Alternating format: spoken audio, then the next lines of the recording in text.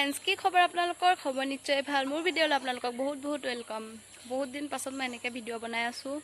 ভবা নাছিলোঁ আজি ভিডিঅ' বনাম বুলি। কালি এটা পোষ্ট কৰিলোঁ, কালি নহয় একচুৱেলি আজিয়ে পোষ্ট কৰিছোঁ কালি ভিডিঅ'টো। আৰু আমাৰ ইয়াত লাইনটো মানে বিশেষকৈ কাটি আছে, ইমান বতৰটো বেয়া হৈ আছে, মোবাইলত চাৰ্জো নাথাকে, সেইকাৰণে ভিডিঅ'বোৰো দিব পৰা নাই। আৰু এনেকুৱা গৰম দিছে, ৰাতি পূৰা বৰষুণ দিয়ে আৰু দিনত পূৰা গৰম দিয়ে। আৰু এতিয়া মই ভিডিঅ'টো আৰম্ভ কৰিছোঁ 5:33 পৰা। আজি মানে হাজবেণ্ডে বনাই আছে আলুৰ পৰঠা, তাকে আপোনালোকৰ লগত মানে শ্বেয়াৰ কৰিছোঁ। চাব আৰু ভিডিঅ'টো ভাল লাগিলে লাইক কৰিব, কমেণ্ট কৰিব, চেনেলটো ছাবস্ক্ৰাইব কৰি দিব। আপোনালোকে আগবঢ়াই নিব আৰু মোক। লাহে লাহে কথা ক'বলৈ শিকিছোঁ আৰু।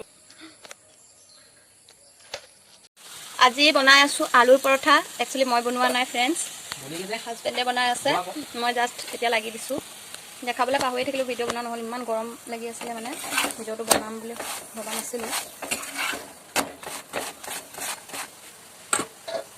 এয়া হৈছে আলু পৰঠা বনোৱা মানুহজন। কেনেকৈ বনাইছে ফাৰ্ষ্টত আলুটো সিজাই লৈছে, তাৰপিছত পিটিকা বনাই আটাটো বেলি তাৰ ভিতৰত দি এতিয়া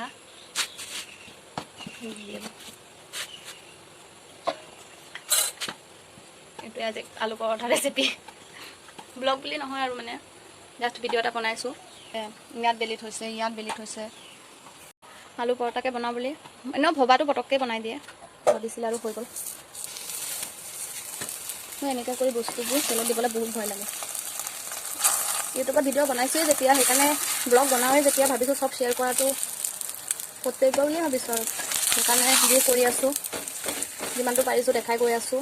আৰু আগলৈ আপোনালোকে আশীৰ্বাদ কৰিব যেতিয়া আগবাঢ়ি যাব পাৰোঁ। হাজবেণ্ডৰ হাতৰ আলুৰ পৰঠা ইমান ডাঙৰ, তোমাৰ মুখখন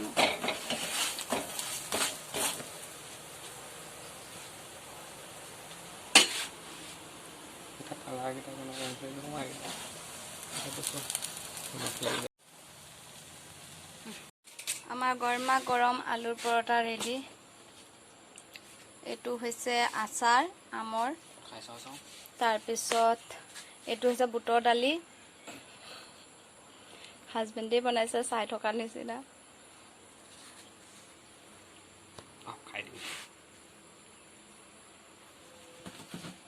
নিজে বনাই নিজে পুৰা মাৰি আছে আৰু লৈ লৈছে ওচৰত, খোৱাহে যোৱা আৰু। কেনেকুৱা হৈছে?